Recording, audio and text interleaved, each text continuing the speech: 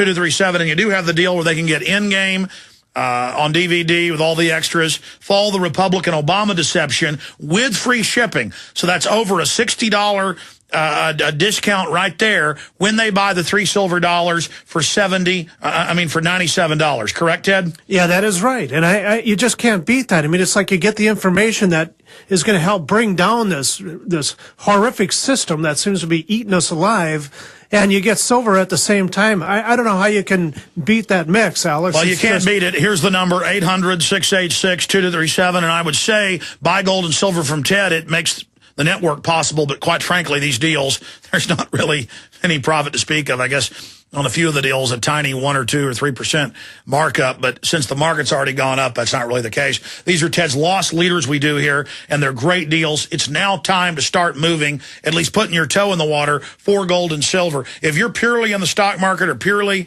in bonds, you're crazy, in my opinion. I am completely not in the stock market and not in bonds, and I'm completely in gold and silver. And let me tell you, thank God we've done that, because it's allowed us to expand this operation against the globalist. 800-686-2237. Ted Anderson, thank you so much for joining us. There's a lot of other specials, but when they call, just tell them it's the Alex Jones special, correct? Yep, that's right. All right, 800-686-2237. Silver way above 31. It's got to be scaring J.P. Morgan and others that have been in there manipulating the market. People are continuing to belly up to the bar on silver.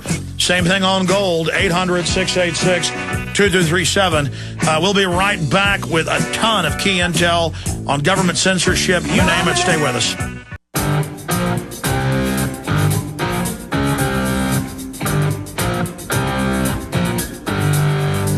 Leading a frontal assault on the lies of the New World Order. It's Alex Jones on the GCN Radio Network. It seems like every few months, a maid who works for Jeb Bush or Marvin or George W. or George Herbert Walker gets run over in their parking lot, or their dead body gets found out on the beach in front of the house, or another lady down in Houston says George W. raped her, and then she blows her head off a few days later. Well, Fox News reports cops have found a former Bush aide. He was murdered, found in a landfill. Well, they just had Fahmy Malek, the Arkansas medical examiner. They found dead cops, you name it, in landfills in Arkansas with their arms and legs chopped off. And Fahmy Malek would say they did it to themselves. That only works in Monty Python, the Holy Grail, I think. It's just a scratch. A man who fought to get the Vietnam Veterans Memorial built and served in 2 Bush administrations was murdered, Delaware police say. John P. Wheeler III, 66, was found dead in Delaware landfill, and his death has been ruled a homicide by Newark, Delaware police. They're asking the public for leads in the case. Was he just robbed by somebody, or did something else happen? Or did somebody want to bury some facts with charities? Wheeler's body was found in Wilmington on Friday after a disposal truck containing his body made pickups in Newark. Wheeler, who lived in Newcastle, was chairman of the Vietnam Veterans Memorial Fund during the Ronald Reagan era. He also held many high-profile government positions after graduating from West Point in 1966. He was an experienced business turnaround consultant. Police believe Wheeler's body had been placed inside one of the bins in Newark before a disposal truck arrived. So there you have it. Here's a new report by Jason Douglas. Great job, Jason Douglas. I did see this up on the Drudge Report today from Mainstream News, but he's broke it down, the fact that it's connected to global warming umbrella. That's their cover. Germany hides spy satellite under global warming umbrella, undertaking a costly project with an immense scope. Like next-generation spy satellites cannot be done in private. The vast amounts of money involved in these state-of-the-art endeavors make secrecy next to impossible. This is why the current modus operandi is to cloak large-scale, conventional, controversial projects as private commercial ventures with a specific scientific focus, like media buzz term, global warming. WikiLeaks has exposed yet another of these clandestine projects by releasing diplomatic cables showing the involvement of at least one German agency, the BND, an intelligence service, launching spy satellites under the name of global warming satellites. Well, yeah, that's how they introduced in Australia and the U.S. that local police would be using spy satellites now that we paid for to fight the Ruskies. They go, oh, it's for the earth. It's to stop fires, wildfires. And then next we learn they're watching your wife suntan in the backyard. Interesting article by Jason Douglas. Get that out to folks from Infowars.com. Germany hides spy satellite under global warming umbrella. Okay, I said I would get to this. And, you know, when you actually get censored yourself, it's hard to believe. I'll never forget in 1999, Shamrock Communications, they own like 50-something radio stations, 30-something newspapers, medium-sized company. I was getting top ratings for 98.9 FM here in Austin, and making them a lot of money, and I was getting paid almost nothing because I didn't have an agent, didn't know radio. I just wanted to reach people. And Jay Leno talked about me for some reason, made a joke. And a bunch of BBC came in to interview me. We were getting a lot of attention. And so the general manager of all the outfit flew down, and he came into the office, and they had a consultant there, and they said, you're going to cover sex and relationships now. And I said, but it's 98.9 FM, First Amendment at its best. And they go, not anymore. Next week, it's just going to be called talk radio. Because they had new management then at the local station. And I said, well, what am I not allowed to talk about? And they said, no more Bill Clinton, no more Waco, no more Delta Force, no more New World Order. And by the way, don't talk about Governor George W. Bush.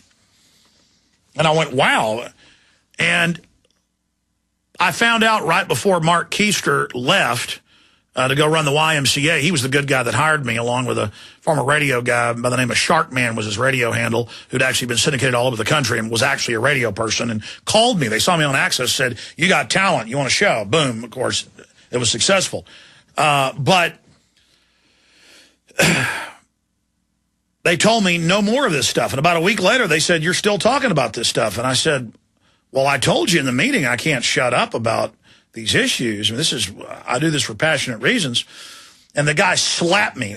I mean, pretty hard, like, oh, yeah. And it kind of hurt. And I almost punched him. Big fat guy. Looked like Ron Jeremy. I almost punched him right there. I mean, but I controlled myself because I wanted to reach the people and defeat the New World Order. I mean, I'll go through a mile of you-know-what to fight the globalist. I'll put up with any amount of humiliation. He slapped me, man. He's like, hey, you're not going to be talking like that no more. I mean, almost like that. And I was like, he was an East Coast guy, and I said, okay. Because I knew to at least be passive-aggressive enough to just go, okay, and then keep doing what I was going to do. You know, kind of like the Japanese do. Just, you know, they'll let your produce come in from a foreign country. They just let it rot on the dock. So I let it rot on the dock, and like 10 weeks later, they fired me and got off on it and tried to get me to blow up. And of course, here I am today. What failures that Ron Jeremy lookalike is.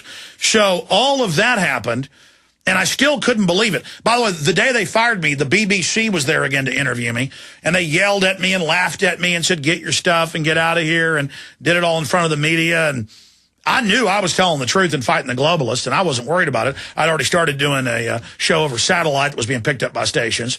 So I'd already, started a new operation. It's the information that can't be stopped. It's the signal. And then Ventura's show was going to air last year, and Ventura and I privately did not believe it was going to air. The global warming special proving it was a fraud before Climategate had even broken. The world population reduction plans of Maurice Strong. But then when it did air, Ventura and I decided it got under the radar. And then they started having their stuff robbed and their stuff broken into and threats and things they don't want me to talk about because it's private. And all of this craziness went on. And then their police state episode aired once, normally airs more than 50 times in the next year. Should have already aired more than 10 times since November. They banned it, disappeared it. Then they are not airing the JFK as much. They're not airing the Wall Street very much.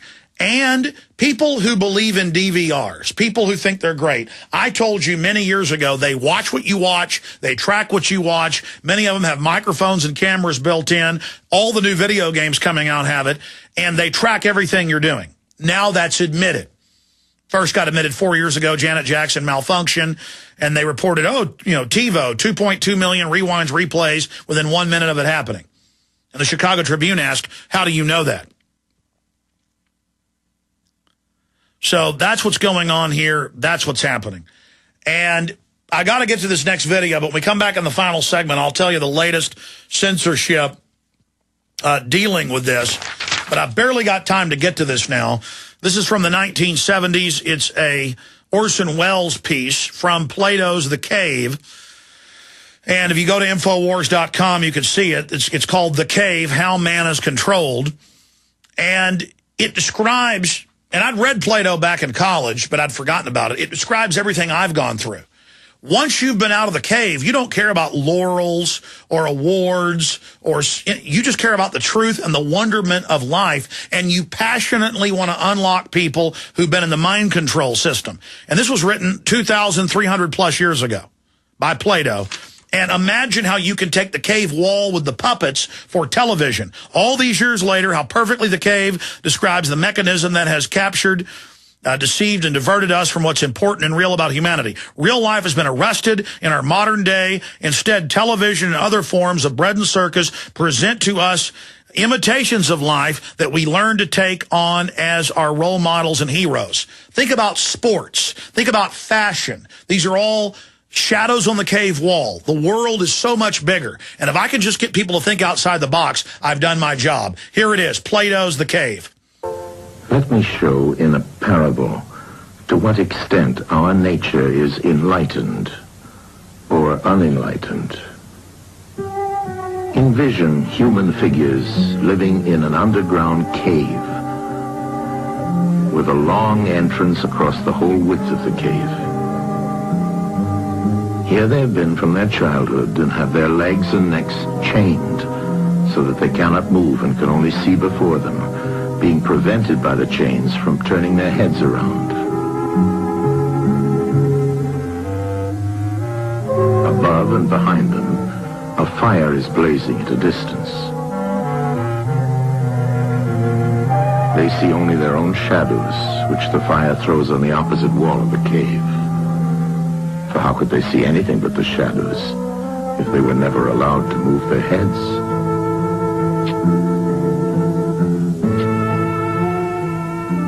Between the fire and the prisoners, there is a raised way and a low wall built along the way like the screen which puppet players have in front of them, over which they show the puppets. Do you see men passing along the wall, carrying all sorts of articles which they hold projected above the wall? Statues of men and animals made of wood and stone and various materials? Of the objects which are being carried in like manner, they would only see the shadows. And if they were able to converse with one another, would they not suppose that they were naming what was actually before them?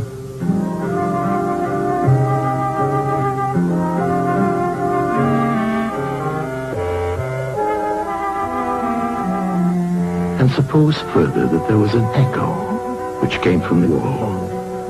Would they not be sure to think when one of the passers-by spoke that the voice came from the passing shadows? To them, the truth would be literally nothing but the shadows of the images.